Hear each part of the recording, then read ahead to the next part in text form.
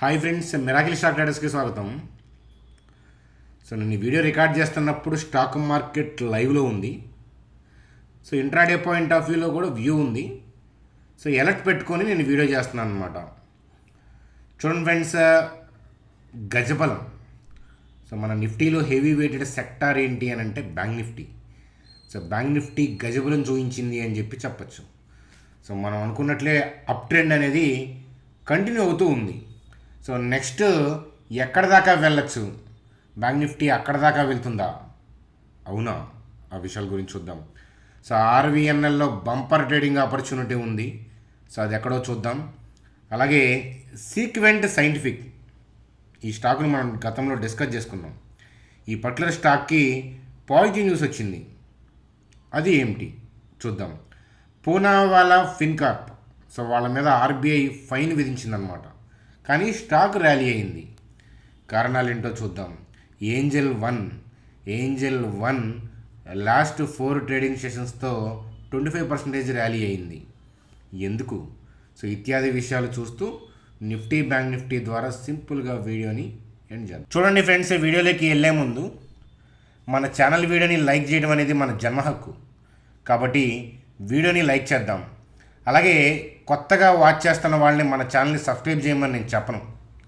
వదిలేస్తే వెతుక్కొని వచ్చి సబ్స్క్రైబ్ చేయాల్సిన రోజు అనేది వస్తుంది. సో ఎవరైతే సబ్స్క్రైబ్ చేస్తున్నారో వాళ్ళు బెల్ ఐకాన్ క్లిక్ చేయడం మర్చిపోవద్దు అని చెప్పి చెప్తాను. చూడండి ఫ్రెండ్స్, స్క్రీన్ మీద నిఫ్టీ యొక్క చార్ట్ చూస్తున్నాము. సో మనం ఏదైతే ప్రీవియస్గా అనుకున్నామో, సో ఆ జోన్లో ఉన్న సెల్ ఆర్డర్స్ అన్నీ కూడా ఈ రోజుతో క్లియర్ అయిపోయాయి. సో ప్రీవియస్ వీడియో చూసిన వాళ్ళకి ఈ సెల్ జోన్ ఎలా డ్రా చేశానో తెలుసు. ఒకవేళ మీరు ప్రీవియస్ వీడియో చూడకపోతే తొందరపడద్దు, ఈ వీడియో అయిపోయినాక చూద్దరు. కానీ సో ఈ వీడియోలో కూడా అప్కమింగ్ నెక్స్ట్ సెల్లింగ్ ఆర్డర్స్ ఎక్కడ ఉన్నాయి అనేది జోన్ డ్రా చేసి చూపిస్తాను. చూడండి ఫ్రెండ్స్, ఒక్కసారి మనం రీసెంట్గా మాట్లాడుకుంది. సో ఇక్కడ ఈ డోజీ కైండ్ ఆఫ్ క్యాండిల్, అలాగే గ్యాప్ అప్ వచ్చింది గ్లోబల్ క్యూస్ వల్ల, మనకి ఆగస్ట్ 15th హాలిడే వల్ల. సో మనకి అదే గ్లోబల్ క్యూస్ పాజిటివ్ ఉండటం వల్ల నెక్స్ట్ ట్రేడింగ్ సెషన్స్లో మనకి ఏంటంటే హయ్యర్ లెవెల్లో ఓపెన్ అయ్యి హ్యూజ్ ర్యాలీ అనేది అయింది. సో కాబట్టి నేను పైకి వెళ్తున్నాననే సిగ్నల్ అనేది ఇక్కడ వచ్చింది.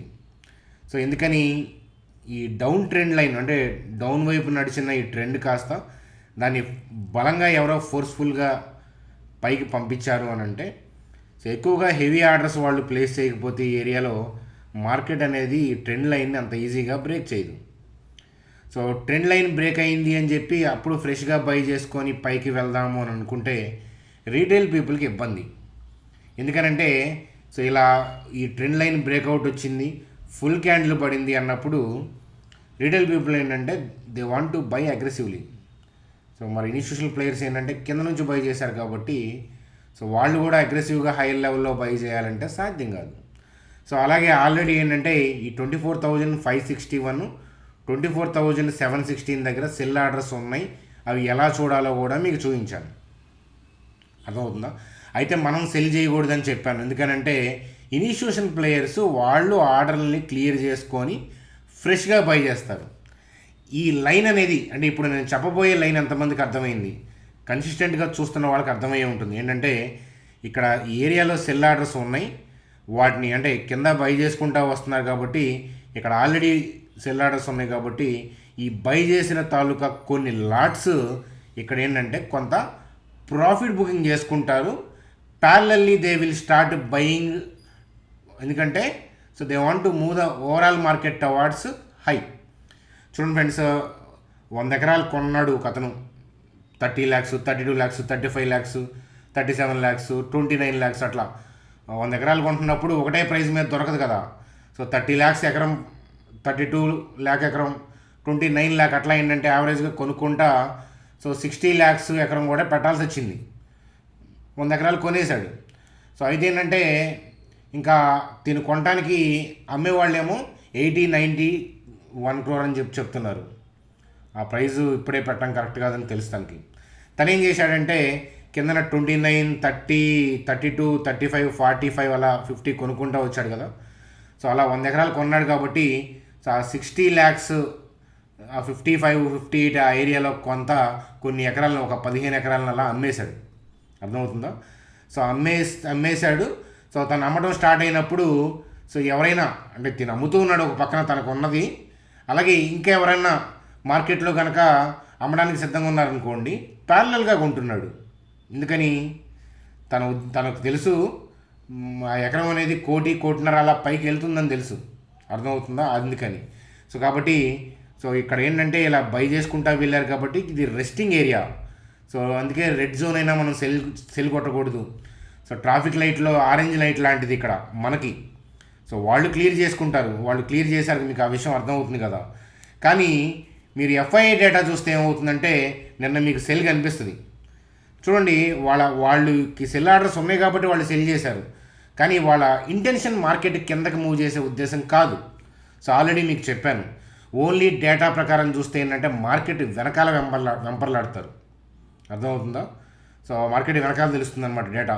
సో సపోజ్ ఇవాళ ఎఫ్ఐఐ డేటా నెగిటివ్ ఉంది ఇండెక్స్లో, లేదా క్యాష్ మార్కెట్లో కూడా నెగిటివ్ ఉంది, I don't care about those things, మనకు అవసరం లేదు, అర్థమవుతుందా. ఓవరాల్గా మార్కెట్ యొక్క ఓవరాల్ ఇంటెన్షన్ అనేది పైకి, ఎఫ్ఐఐ డిఐఏ కాదు. సో ఎవరన్నది మనకు అనవసరం. ఓవరాల్గా మెజారిటీ మూవర్స్ మార్కెట్ని ఎటు చూడాలని చూస్తున్నారు అనేది ఇంపార్టెంట్. అలాగే ఎఫ్ఐఐ యొక్క ఇంటెన్షన్ అంటే వాళ్ళ మనసులో ఉన్నది మీకు ఇక్కడ డేటాలో ఎక్కడ ప్రొజెక్ట్ అవ్వదు. సో నేను ఎగ్జిక్యూట్ అయిన ఆర్డర్లు మీకు సెల్ కనిపించుండొచ్చు, దట్ డస్ నాట్ మీన్ వాళ్ళ కిందకి వెళ్ళే ఉద్దేశం కాదు. సో మరి ఇవాళ బై కనిపిస్తే రేపొద్దున మళ్ళీ వాళ్ళు బై పాయింట్ ఆఫ్ వ్యూలో ఇరుక్కుంటారు. సో ఎలాగో నేను చెప్తాను. సో చూడండి ఫ్రెండ్స్, ఓవరాల్గా అయితే కనుక ఇక్కడ ఉన్న సెల్ జోన్ ఆర్డర్స్ అనేవి క్లియర్ అయ్యాయి. సో మరి నెక్స్ట్ సెల్లింగ్ జోన్ ఏంటి, మరి ఇలాంటప్పుడు మనం ట్రేడ్ ప్లాన్ పాయింట్ ఆఫ్ వ్యూలో ఎలా థాట్స్ వేయచ్చు అది నేను చూపిస్తాను. చూడండి ఫ్రెండ్స్, ఇదే చార్ట్లో ఇక్కడ క్యాండిల్ ఈ గ్యాప్ డౌన్ కనిపిస్తుందా, Asian markets, bank of Japan ఆ ఇష్యూ నడుస్తున్నప్పుడు గ్యాప్ డౌన్ వచ్చిందా. సో ఆ గ్యాప్ డౌన్ వచ్చింది అని అంటే సో ఈ ప్రీవియస్ క్యాండిల్ యొక్క ఈ డోజీ క్యాండిల్ యొక్క క్లోజింగ్ ఏరియా దగ్గర నుంచి సో ఈ గ్యాప్ డౌన్ క్యాండిల్ యొక్క అప్పర్ విక్ దాకా సెల్ ఆర్డర్స్ ఉంటాయి. సో నేను క్లియర్గా చూపిస్తాను, చూడండి ఫ్రెండ్స్. ఈ డోజీ క్యాండిల్ నుంచి ఈ రెడ్ క్యాండిల్ ఓపెనింగ్ దాకా గ్యాప్ డౌన్ అయింది అని అంటే సో ఆ రోజు ప్రీవియస్ క్లోజింగ్ దగ్గర సెల్లర్ ఉన్నాడు, బయర్ అనేవాళ్ళు లేరు. సో అందుకనే సో మనం జోన్ ఎలా డ్రా చేయాలి సో అని అంటే ఒక్కసారి చూడండి. ఆ ప్రీవియస్ క్లోజింగ్ ఏరియా దగ్గర నుంచి ఓపెనింగ్ దాకా డ్రా చేయాలి. కానీ సో మీరు జాగ్రత్తగా ఇలా డ్రా చేశారనుకోండి, మీరు టేల్ కనిపిస్తుందా అంటే ఆ పర్టికులర్ అంటే ఈ రెడ్ క్యాండిల్ ఫామ్ అయిన రోజు హై ఏదైతే ఉందో ఆ హై దాకా మార్కెట్ వచ్చింది అని అంటే సో ఈ బయింగ్ అంటే ఈ సెల్లింగ్ ఏరియాలో ఉన్న ఆర్డర్ని కొంతవరకు క్లియర్ చేయగలిగింది. ఎక్కడ దాకా క్లియర్ చేయగలిగింది అనేది మీరు చూస్తే ఆ టేల్ దాకా. సో కాబట్టి మిగిలిపోయిన ఆర్డర్లు ఎక్కడ ఉన్నాయి అని అంటే సో ప్రీవియస్ క్లోజింగ్ దగ్గర నుంచి ఈ టేల్ దాకా ఉన్న ఆర్డర్స్ అని చెప్పి చెప్పచ్చు. సో కాబట్టి సో నేను సెల్ ఆర్డర్స్ ఎక్కడ ఉన్నాయి ఇప్పుడు చార్ట్లో అంటే మనం డ్రా చేయాల్సింది ఎక్కడ అదనమాట. సో అర్థమవుతుందా. సో నెక్స్ట్ నిఫ్టీకి వచ్చే హర్డిల్ ఏంటంటే ఈ పర్టికులర్ ఏరియాలో. సో నేను ఒక్కసారి జాగ్రత్త చూపిస్తాను చూడండి. ఈ పర్టికులర్ ఏరియాలో హర్డిల్ అనేది ఉంటుంది మనకి. మనం షార్ట్ చేయకూడదు, ఎందుకనంటే వాళ్ళు ఎప్పుడో రిలీజ్ చేసిన సెల్ ఆర్డర్స్ అవి ఇప్పుడు ఎగ్జిక్యూట్ చేసుకుంటున్నారు. సో వాళ్ళు రిలీజ్ చేసినప్పుడు మార్కెట్ కిందకు పోయే ఉద్దేశం ఉంది, కానీ ఇవి ఇప్పుడు ఎగ్జిక్యూట్ అయ్యేటప్పుడు ఏంటంటే మార్కెట్ పైకి పోయే ఉద్దేశం ఉంది, అర్థమవుతుందా.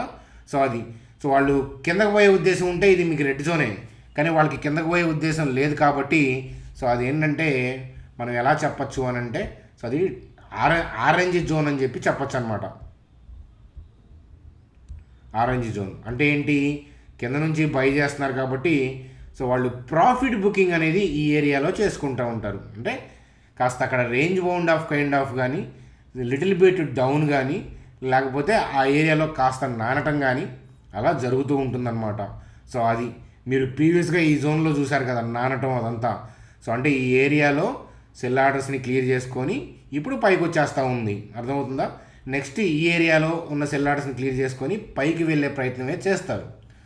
సో మధ్యలో ఎప్పుడైనా వాళ్ళ వ్యూ మారుస్తారా అంటే గ్లోబల్ క్యూస్ వల్ల చిన్న చిన్న థింగ్స్ బ్యాడ్ న్యూస్ల వల్ల బ్రాడ్ వ్యూ అయితే మారదు, అర్థమవుతుందా. అది ఒకసారి మరి మనకి ట్రేడింగ్ పాయింట్ ఆఫ్ వ్యూలో ఏదైనా ఆపర్చునిటీ ఉందా అని చూడాలి అని అంటే ఇంతకీ బయింగ్ జోన్ ఎక్కడ ఉంది అని అంటే, సో మనం ఆల్రెడీ చూపించాం కదా, ఈ డోజీ నుండి ఇక్కడ గ్యాప్ అప్ ఏరియాలో ఉంది, అర్థమవుతుందా అది.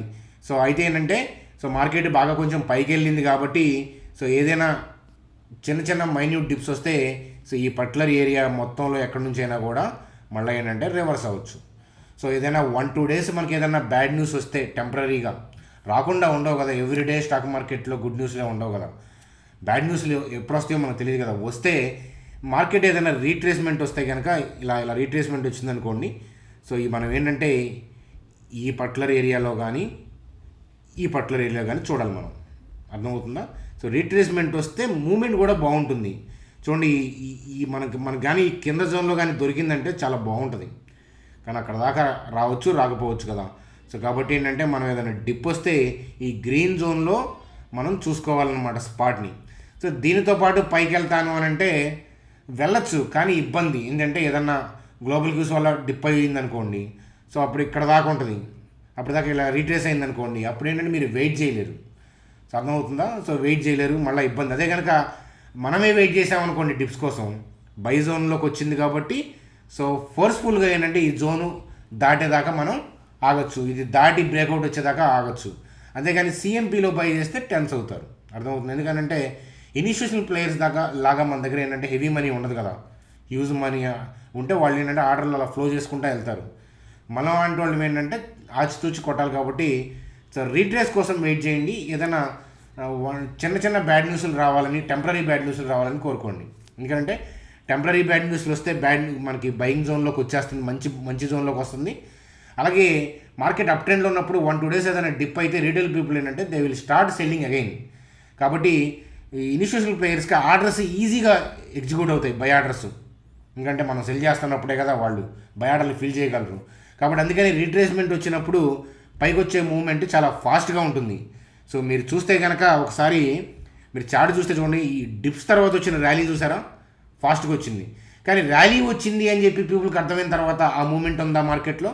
లేదు, పైకే వెళ్తుంది కానీ ఆ మూమెంట్ లేదు, అర్థమవుతుందా, అదనమాట కదా. సో కాబట్టి సో అది ఫ్రెండ్స్, నేను జోన్ డ్రా చేయించాను కదా, సో అది మీకు అర్థమవుతూ ఉంది. కాబట్టి ఏదైనా రీట్రేస్మెంట్ టెంపరీ బ్యాడ్ న్యూస్ వస్తే దాని ప్రకారం మనం ఈ జోన్లో వెయిట్ చేద్దామంటాను.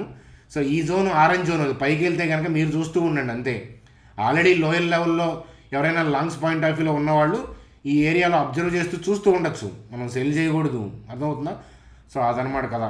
సో వాళ్ళు సెల్ చేస్తున్నారని మనం సెల్ చేయకూడదు, అది రెడ్ జోన్ కాదు, ఆరెంజ్ జోను. అంటే so they will sell and parallelly they will start buying. Red 60%, green 40, అలా. దాని తర్వాత రోజు ఏంటంటే స్లోగా ఆ ఆర్డర్ క్లియర్ అవుతుంటాయి కాబట్టి రెడ్ తగ్గుతూ ఉంటుంది, గ్రీన్ పెరుగుతూ ఉంటుంది. సో ఓవరాల్గా ఈ జోన్లో అంతా క్లియర్ అయిపోయిన తర్వాత మనకి గ్రీన్తో బయటకు వచ్చేసి బ్రేక్అవుట్ వస్తుంది, అది స్టాక్ మార్కెట్, అర్థమవుతుందా. సో నేను చెప్పింది ఏంటంటే మీకు ఎదురుగా లేరు, బోర్డ్ ఎక్స్ప్లెనేషన్ కాదు కాబట్టి చాలా మెచ్యూరిటీ ఉంటేనే నేను చెప్పింది ఎండ్ దాకా అర్థమవుతుంది. కాకపోతే చాలామందికి ఇందులో విషయం ఉందనే విషయం అయితే అర్థమవుతుందా, ఎందుకంటే అది మన ఇన్నర్ సెన్స్, కామన్ సెన్స్ చెప్పేస్తుంది కదా అది. కాబట్టి మీరు వెయిట్ చేస్తూ మన వీడియోలు ఫాలో అవుతూ ఉండి మన ఛానల్కి అతుక్కుంటూ ఉంటే ఇట్లాంటివి మీకు నేర్పిస్తూ ఉంటాను. అలాగే మీరు వెబినార్లకు వస్తే ఏంటంటే ఇంకొంచెం విపులంగా మనం ఏదైనా టాపిక్స్ డిస్కస్ చేసుకోవడానికి బాగుంటుంది. సో అక్కడ ఇన్వెస్ట్మెంట్ వ్యూస్ చూడొచ్చు, ట్రేడ్ వ్యూస్ చూడొచ్చు, అలాగే ఈటీఎఫ్లో ఎలాగ ఇన్వెస్ట్మెంట్ చేసుకోవాలి అట్లాంటి వ్యూస్ లెర్నింగ్ పాయింట్ ఆఫ్ వ్యూలో పోస్ట్ చేస్తూ ఉంటానన్నమాట. కాబట్టి మీరు కూడా జాయిన్ అవ్వాలంటే ఇక్కడ ఏంజల్ జెరోదా లింక్స్ ఉన్నాయి. సే ఫర్ ఎగ్జాంపుల్ నేను ఏంజల్ చూపిస్తున్నాను, బ్రాండెడ్. సో బిగినర్స్ అయితే జెరోదా ప్రిఫర్ చేయండి, పర్ ట్రేడ్ 20 రూపీస్ మాత్రమే. సో ఏదైనా కానీ మన లింక్స్ ద్వారా అకౌంట్ ఓపెన్ చేస్తే సో మీరు క్రియేట్ చేసిన ఐడిని మా టీం నెంబర్కి వాట్సాప్ చేయండి. కొద్ది క్యాపిటల్ అయినా పర్లేదు, మీకు క్యాపిటల్తో రండి. సో సరదాగా అయితే కనుక మా గ్రూప్లోకి రావద్దు, ఎందుకంటే అక్కడ ప్లేస్ సరిపోదు కదా మనం వెబినార్లు పెట్టుకుంటున్నప్పుడు అది. సో కాబట్టి ఆపర్చునిటీని వాడుకోండి. చూడండి ఫ్రెండ్స్, దాని తర్వాత న్యూస్ అప్డేట్స్లో పూనావాలా ఫిన్కార్ప్ దీనికి సంబంధించి చూడండి సార్, బ్యాంక్ ఆఫ్ మహారాష్ట్రకి, పూనావాలా ఫిన్కార్ప్కి, అట్లాగే ఏంటంటే హిందూజా లైలాండ్ ఫైనాన్స్. సో వీళ్ళందరికీ ఏంటంటే ఆర్బీఐ 1.42 crores దగ్గరగా ప్రతి ఒక్కరికి ఏంటంటే పెనాల్టీ విధించింది. ఎందుకంటే ఆర్బీఐ ఇచ్చిన గైడ్లైన్స్ సెక్యూరిటీ పాయింట్ ఆఫ్ వ్యూలో, అలాగే లోన్ గైడ్లైన్స్ పాయింట్ ఆఫ్ వ్యూలో వీళ్ళు ఏంటంటే సో వీళ్ళ మీద కంప్లైంట్స్ ఉన్నాయి, నామ్స్ సరిగ్గా ఫాలో అవ్వట్లేదు అనే పాయింట్ ఆఫ్ వ్యూలో పెనాల్టీ విధించారనమాట. సో సైబర్ సెక్యూరిటీ ఫ్రేమ్వర్క్, అలాగే కేవైసీకి సంబంధించి, అలాగే బ్యాంక్ రేట్కి సంబంధించి, వీటికి లోన్ సిస్టమ్స్కి సంబంధించి వాళ్ళు ఏంటంటే ఆర్బీఐ గైడ్లైన్స్ సరిగ్గా ఫాలో అవ్వట్లేదని పెనాల్టీ విధించి హెచ్చరించారు అనేది మనకు అర్థమవుతుంది. కానీ మరి స్టాక్ యొక్క చార్ట్ చూద్దాం పదండి. చూడండి మరి బ్యాడ్ న్యూస్ ఎందుకని ర్యాలీ అయింది అని అంటే, చూడండి మంచి డిమాండ్ ఏరియా నుంచి ర్యాలీ స్టార్ట్ అయింది 379, 335. సో ఇది కమింగ్ డేస్లో ఏంటంటే ఆల్ టైమ్ హైని బ్రేక్ చేసే అవకాశాలు ఉన్నాయి. ఇది నిఫ్టీ కనుక మూమెంట్ డైరెక్షన్ అనేది మారకపోతే, నిఫ్టీ డైరెక్షన్ మారిపోతే ఇవన్నీ డైరెక్షన్లు కూడా మనం చెక్ చేసుకోవాలి, అప్పుడు అర్థమవుతుందా. సో కాబట్టి ఇక్కడ మంచి జోన్లో ఉంది కాబట్టి బై చేస్తూ ఉంటారు. ఇట్లాంటి బ్యాడ్ న్యూస్లు వచ్చినప్పుడు ఇంకా స్ట్రెంతీ క్యాండిల్స్ పడుతుంటాయి. సో రీటైల్ పీపుల్కి షాకింగ్ లాగా అనిపించవచ్చు, బిగినర్స్కి చాలా షాకింగ్ లాగా ఉండొచ్చు. కానీ యాక్చువల్గా ఏం జరుగుతుందంటే వాళ్ళు ఆల్రెడీ బై మోడ్లో ఉన్నారు. బ్యాడ్ న్యూస్ వచ్చినప్పుడు ఏంటంటే అది పెద్ద బ్యాడ్ న్యూస్ ఏం కాదు, కంపెనీ ఫండమెంటల్ మొత్తాన్ని చేంజ్ చేసేది ఏం కాదు కదా. సో అలాంటప్పుడు ఏంటంటే ఒక బ్యాడ్ న్యూస్ కనిపించగానే రీటైల్ పీపుల్ ఏంటంటే సెల్ కొడతా ఉంటారు ఇంట్రాడే పాయింట్ ఆఫ్ వ్యూలో. కానీ ఆల్రెడీ వాళ్ళకున్న హోల్డింగ్ ఉంటే వాటిని కూడా సెల్ చేసే పాయింట్ ఆఫ్ వ్యూలో భయపడతారు. కాబట్టి ఎవరికైనా ఇన్స్టిట్యూషనల్ ప్లేయర్స్ కొనుక్కోవాలంటే ఇలాంటి రోజే వాళ్ళు ఎక్కువ ఆర్డర్లు ఫిల్ చేసుకోవడానికి అవకాశం ఉంటుంది, అంతేనా. సో ల్యాండ్ ధరలు పడిపోయినప్పుడు సో మనకి జేబులో డబ్బులుంటే ఏంటంటే సంచి నిండా డాక్యుమెంట్లే, ల్యాండ్ డాక్యుమెంట్ అలా కొనుక్కోవచ్చు. ల్యాండ్ రేట్లు పెరిగినాయి అనుకోండి, సంచి నిండా డబ్బులు తీసుకెళ్ళినా కూడా మనం కాగితం జేబులో మడత పెట్టుకోవాలంతే, ఒక ఎకరం కూడా కొనలేము, అర్థమవుతుందా అట్లా. సో కాబట్టి వాళ్ళు బ్యాడ్ ఉన్నప్పుడు, టెంపరీ బ్యాడ్ ఉన్నప్పుడు సో ఎక్కువ సెల్ ఆర్డర్లు వాళ్ళకి దొరుకుతాయి కాబట్టి సో రివర్స్లో వీళ్ళు బై చేసి వాళ్ళ ఆర్డర్ని ఫిల్ చేసుకుంటారు. సో అందువల్ల ర్యాలీస్ అవుతూ ఉంటాయి అన్నమాట. కాబట్టి గుడ్ న్యూస్ ఉంది కదా అని నేను బై చేస్తాను అనుకుంటే అలా వర్కౌట్ అవ్వకపోవచ్చు. బ్యాడ్ న్యూస్ ఉంది కదా నేను సెల్ చేస్తాను అని అంటే స్టాక్ మార్కెట్ తిరగమాతేస్తుంది. సో అదనమాట. కాబట్టి గుడ్ న్యూస్కి పెరిగిపోయి బ్యాడ్ న్యూస్కి పడిపోతే సో అందరూ సంపాదిస్తారు కదా, అది సాధ్యం కాదనమాట. సో ఆ విషయం గుర్తుపెట్టుకోండి అని చెప్పి చెప్తాను. చూడండి ఫ్రెండ్స్, సీక్వెంట్ సైంటిఫిక్ సో గతంలో మనం డిస్కస్ చేసుకున్నాము. సో మీలో ఎవరన్నా అప్పుడు స్టడీ వ్యూస్ని తీసుకొని ఉండొచ్చు, ఎందుకంటే అప్పుడు సెబీ రూల్స్ లేవు కాబట్టి. సో అప్పుడు ఏంటంటే WHO ప్రీ క్వాలిఫికేషన్ వచ్చింది అనమాట వాళ్ళ ఏపీఐ యూనిట్కి సంబంధించి. సో పాజిటివ్ న్యూస్ అప్డేట్తో ఈరోజు సీక్వెంట్ సైంటిఫిక్లో ర్యాలీ అనేది 9% దాకా వచ్చింది. సో క్లోజింగ్కి ఎలా అయినా ఉండొచ్చు, కానీ ఓవరాల్గా మంచి ర్యాలీ రావడానికి కారణం అయితే సో ఈ WHO ప్రీ క్వాలిఫికేషన్ వచ్చిందనమాట వాళ్ళ ఏపీఐ యూనిట్కి సంబంధించి. అది చూడండి sir, Angel 1. So Angel 1 stock చూస్తే కనుక మంచి ర్యాలీ అనేది సో వచ్చింది. రీసెంట్గా హైయర్ లెవెల్ నుంచి పడిపోవడానికి కారణం ఏంటంటే మనకి సెబీ సెక్యూరిటీ ట్రాన్సాక్షన్ ఛార్జెస్ పెంచడం. సో అలాగే మనకి రీసెంట్గా చూస్తాం మార్జిన్స్ పెంచుతున్నారనే పాయింట్ ఆఫ్ వ్యూలో మనకి కామెంట్లు చూసాం కదా. సో ఈ మార్జిన్లు పెంచితే ఏంటంటే ట్రేడింగ్ యాక్టివిటీ తగ్గిపోతుంది కదా. సో అట్లాగే ఏంటంటే ఈ ఛార్జెస్ పెంచారు, దానికి తగ్గట్టుగా వీళ్ళ బిజినెస్లో రెవెన్యూస్లో వాటిలో డ్రాప్ వస్తుంది అనే పాయింట్ ఆఫ్ వ్యూలో ఈ బ్రోకింగ్ కంపెనీస్ యొక్క వాటి మీద నెగిటివ్ వ్యూతో పీపుల్ ఏంటంటే హైయర్ లెవెల్ నుంచి సెల్ ఆఫ్ చేశారు. సో కానీ ఈ 1706, 1447 ఇక్కడ బై ఆర్డర్స్ ఉన్నాయి. ఇక్కడ దాకా వచ్చుంటే కనుక మనకి ఏదైనా వ్యూ తీసుకోవడానికి బాగుండేది. సో కానీ మనం ఈ మధ్యలో ఏంటంటే అబ్జర్వ్ చేయలేదు. సో మనకి ఇక్కడ ఏంటంటే ఈ 2 క్యాండిల్స్ దగ్గరే మనం ఐడెంటిఫై చేయొచ్చు, మనం జాగ్రత్తగా అబ్జర్వ్ చేస్తే బయింగ్ వస్తుందనే విషయం అర్థమవుతుంది అనమాట. సో అది ర్యాలీ వచ్చింది కాబట్టి ఇప్పుడు నేను అలా చెప్తున్నానని మీకు అనిపించవచ్చు, సహజం అనిపించవచ్చు. కాకపోతే ఏంటంటే మనం ప్రతి స్టాక్ని చూడలేం కదా. సో నిఫ్టీ స్టాక్స్ మనకి ఐసిఐసి బ్యాంక్ అట్లాంటి రిలయన్స్ అంటే ఎప్పుడు ట్రాక్ చేస్తూ ఉంటాం, ఇవి మనం అస్తమానం ట్రాక్ చేయం కదా. అలా మీ ఫేవరెట్ స్టాక్స్ ఉంటే మీరు డైలీ వాటిని వాచ్ చేస్తూ ఉన్నారు రన్నింగ్లో. మీకు ఏదైనా డ్రాప్ అయిన తర్వాత, టెంపరీ డ్రాప్ తర్వాత మళ్ళీ ర్యాలీ అయ్యేటప్పుడు మీరు ముందుగా ఐడెంటిఫై చేయొచ్చు, అర్థమవుతుందా అది. సో అయితే మనం గతంలో అనుకున్నాం, ఎందుకంటే ఈ బిజినెస్ని వాళ్ళు రికవర్ చేసి పైకి తీసుకెళ్తారని. కాకపోతే ఇన్వెస్ట్మెంట్ పాయింట్ ఆఫ్ వ్యూలో వాల్యుయేషన్స్ ఇక్కడ కరెక్ట్ కాదు, అర్థమవుతుందా. ఇది పెరగచ్చు, ఇంకా ఇక్కడ నుంచి 4 times 10 times వెళ్ళొచ్చు. కానీ మనం కొనుక్కునేటప్పుడు మన పారామీటర్స్ ప్రియారిటీస్ చూసుకోవాలని చెప్పి చెప్తాను అనమాట. సో మనం ఎంటర్ అవ్వకపోతే అది ఏం చెడైంది కాదు. సో ఈవెన్ ఇన్ఫ్యాక్ట్ చెడైంది అన్న అంటే మనకి అనుకూలంగా లేని పాయింట్స్తో ఉన్న స్టాక్ ఉన్నా కూడా అది పెరగకూడదని రూల్ ఏం లేదు స్టాక్ మార్కెట్లో, అట్లా ఏం ఉండవు. కానీ మన పారామీటర్స్ ఏంటి, మన థింగ్స్కి ఫేవర్గా ఉండేది ఏంటి అనేది చూస్తాను అనమాట.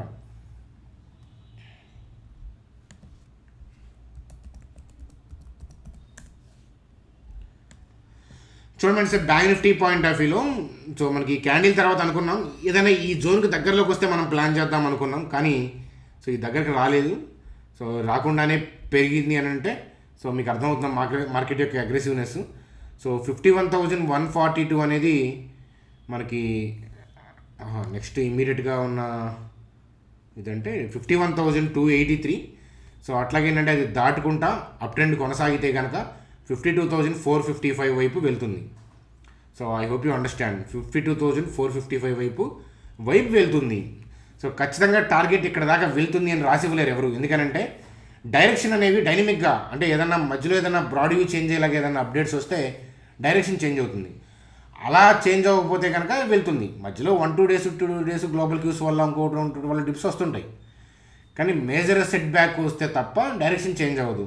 డైరెక్షన్ చేంజ్ అవ్వకపోతే ఇట్ విల్ గో 52,455. డైరెక్షన్ ఎప్పుడు చేంజ్ అవుతుంది అని అంటే ఆ చేంజ్ అయ్యేటప్పుడు మనకు ఐడెంటిఫై అయితే నేను టెలిగ్రామ్ గ్రూప్లో మెసేజ్ ఇస్తాను. అప్పటిదాకా ఏంటంటే బై అండ్ డిప్స్ మార్కెటే. ఏదైనా రీట్రేస్మెంట్ వస్తే ప్లాన్ చేసుకోమంటాను. రీట్రేస్మెంట్ వస్తే వేగం బాగుంటుంది, రిస్క్ రివార్డ్ రేషియో బాగుంటుంది. లేదా ఈ ర్యాలీ చూసి మనం ఎగబడితే ఏంటంటే 1-2 డేస్ డిప్ వస్తే మనకేంటంటే ఓపిక నశిస్తుంది, అర్థమవుతుంది. అలాగే రిస్క్ రివార్డ్ రేషియో కూడా మనం బ్యాలెన్స్ చేయలేము హైయర్ లెవెల్లో కొంటే. కాబట్టి ఏదైనా రీట్రేస్మెంట్ ఏదైనా 1-2 డేస్ డిప్స్ వస్తే సో ర్యాలీకి మంచి ర్యాలీకి ప్లాన్ చేసుకోవచ్చు, ఏం చేసుకోవచ్చు, మనీ మేనేజ్మెంట్ ఫాలో అవుతూ. చూడండి సార్, ఆర్వీఎన్ఎల్ సో రీసెంట్ 6 monthsలో ర్యాలీ అయిన టాప్ స్టాక్స్లో ఇది కూడా ఒకటి. సో ఇప్పుడేమో కాస్త ప్రాఫిట్ బుకింగ్ వస్తుంది, చెడేమి కాదు. సో అర్థమవుతుందా? సో నేను ఇన్వెస్ట్మెంట్ పాయింట్ ఆఫ్ వ్యూలో మాట్లాడలేదు, ఇన్వెస్ట్మెంట్ పాయింట్ ఆఫ్ వ్యూలో వేరే థింగ్స్ చూడాలి. ట్రేడింగ్ పాయింట్ ఆఫ్ వ్యూలో అయితే కనుక 426, 489కి కనుక వస్తే ఇది 562 నుంచి 489. సో అట్లీస్ట్ ఇక్కడ గ్యాప్ కనిపిస్తుంది చూసారా మీకు ఈ క్యాండిల్, ఆ లో 508 కనుక కట్ అయింది అని అంటే సో అంటే 503, 490, 495 ఆ ఏరియాలో ప్లాన్ చేస్తే సో మనకి ఈ పర్టికులర్ స్టాక్ అనేది షార్ట్ టర్మ్లోనే ఒక 100 పాయింట్స్ని మనకి వ్యూగా ఇవ్వచ్చు. కాబట్టి నేనైతే స్టడీ వ్యూ చేయాలి అని అంటే ఈ స్టాక్ని ఈ క్యాండిల్ లో కట్ అయ్యేదాకా చూస్తాను. అంటే 508 బిలోకి నేను ప్రైస్ అలర్ట్ని అనేది పెట్టుకోవడం అనేది జరుగుతుంది. సో 510 లెస్ దాన్ పెట్టాను, అంటే 510 లోపు వస్తే కనుక ఎప్పుడు వస్తే అప్పుడు మనకి ఆ కండిషన్ ట్రిగ్గర్ అయ్యి మనకి ధన్ మెసేజ్ వస్తుంది, అప్పుడు మనం వెరిఫై చేసుకోవచ్చు అనమాట. అది కదా. చూడండి ఫ్రెండ్స్, అది మనకి ఈరోజు వీడియో. సో మీ అభిప్రాయాల్ని కామెంట్ సెక్షన్లో తెలియజేయండి. అలాగే నిఫ్టీ బాగా లెంతీగా నేను చెప్పినట్లు అనిపిస్తుంది, ఎందుకంటే లెంతీగా చెప్పా కాబట్టి. కానీ మీకు అంత లెంతీగా చెప్పినా కూడా చాలామందికి అర్థం కాదని నాకు తెలుసు. కానీ వెబినార్లో ఏంటంటే ఇంకా బెటర్ థింగ్స్ మనం స్లోగా బేసిక్ అంటే ఓన్లీ 2 క్యాండిల్స్ మాత్రమే తీసుకొని అసలు సబ్జెక్ట్ అనేది అక్కడ గైడ్ చేసే ప్రయత్నం అనేది చేస్తాను, అర్థమవుతుందా?